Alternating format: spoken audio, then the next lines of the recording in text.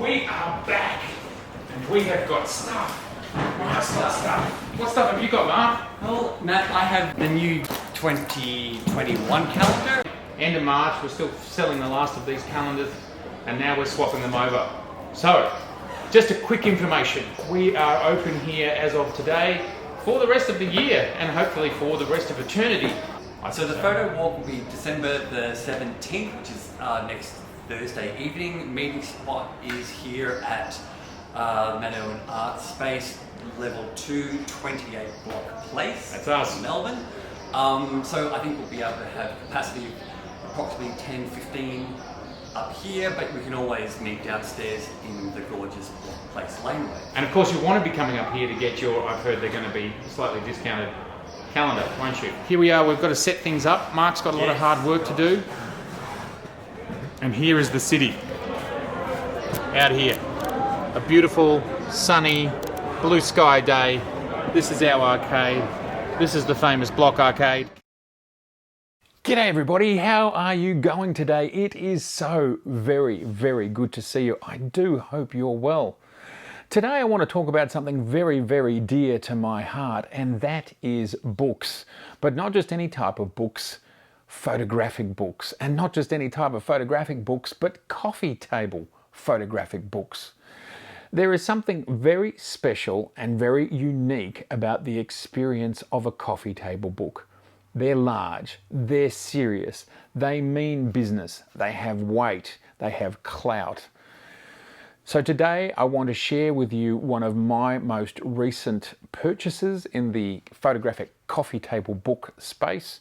And I also want to talk to you about my own journey and why I think that's important to you as well. All right, let's talk photographic coffee table books.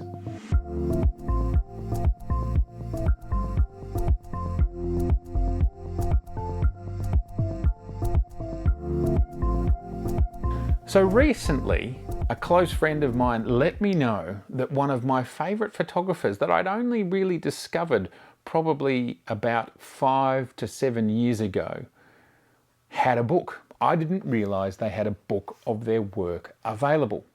So as soon as I was told about it, I jumped online and ordered this book from Hong Kong.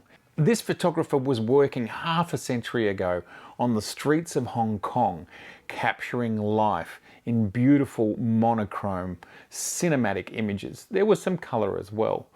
But what attracted me to this photographer 5 or so years ago was the fact that their work, their eye was similar to my eye. And so thus, of course, I do love my own work and I love this person's work as well. Probably, if you don't know this photographer's name, you've seen this photographer's image. And here is this beautiful book that I ordered from Hong Kong. The photographer, Fan Ho, creating beautiful, beautiful streetscape monochromes, mostly. And I just wanted to show you a few of the iconic images, because if you don't know Fan's name, you probably know Fan's work. So let's have a look at some of them. Just absolutely glorious images like this one right here, backlit, beautiful light, beautiful atmosphere, and just giving you such a fantastic sense of place. Again, another iconic image of Fan's work. And this stuff appears, it pops up in Google and on the internet all the time. What's so amazing about this work is you really get a sense of place and time in a specific generation. And so books like this are so important because they are time capsules that transport us back. And photographers like you and me and Fan, we love where we live, we know where we live, and we capture moments that not necessarily everybody sees, and certainly not tourists that are passing through. It takes time to get to know a city. It takes time to know where the light falls and where it tells its very best stories. And there are just so many spectacular stories in this book. I'm looking for a specific image here. Oh yes, this just beautiful. Backlit, contrast, just that sense of depth, just absolutely beautiful. So, books like this, they're just so important, and if a book like this is something that you would be interested in, there's a gallery called Blue Lotus Gallery in Hong Kong. They are selling, and I don't know if this is a complete works, but there's probably something like 200 images in here. And it's just a beautiful book. And if you're interested in monochromes and streetscapes, well, this, I suppose, is a little bit of a masterclass right here. And why are books so important to me? Well, as a reader, as a viewer of books, they are an inspiration. I get so excited when I see an image, and it just makes me want to go out and create my own version of what I see. And it's not exactly recreating the actual image, because of course, for example, I don't live in Hong Kong and Melbourne doesn't look anything like Hong Kong. But what it is it's recreating the feeling, the vibe, the emotion, the texture, the sense of place and time. And what you will see when you walk around your own city is you'll go, wow, I'm seeing it, I'm feeling it, I'm smelling it, now I have to capture it. And this is the potential of the photograph. And then what's so great about creating a book is you can actually tell quite a broad story across 50 or 100 photographs. So I was so lucky that 20 odd years into my career, 10 years ago now, I started working on this book right here. This is my very first book, Melbourne, A Love Affair. And along came the smaller versions, which you can see up here. This one came out in 2012. The one behind there, 2017. So it is actually an updated edition. It starts a little bit earlier and of course goes a few years later. That one up there covers probably about 27 years of Melbourne, and this one covers about 23 years of Melbourne. I've also spent significant time in the city of Sydney up here creating this book, which is an even bigger, even more photographs in it than the Melbourne book. And I've been photographing that book for 27 years. So that's countless hours and time in Sydney to collect that collection of images. I'm looking for a particular picture that's from 1994, and just to show you how I was loving the same types of images as Fan, and I've been doing this same style of high contrast backlit work for years. And this is just one example. Love this image. I call it Futures. Man with briefcase heading off to his future. Perhaps he's a trader in stocks and futures. So I want to set everybody a challenge. I feel that anybody's collection of works has great value. It shows time and place, whether it's wildlife, whether it's streetscapes, whether it's people. These are time capsules, and we are documentarians. So I want to set you a challenge for over the break period that we're going to be going into in the next few weeks. Perhaps not everybody's on break, but a lot of people will be. And the challenge is this.